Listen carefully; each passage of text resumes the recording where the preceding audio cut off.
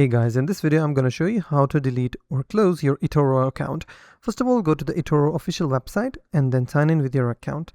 Now, in the dashboard, you have to click on the settings, which will be on the bottom left side of the screen. Click on settings and you will land on this page.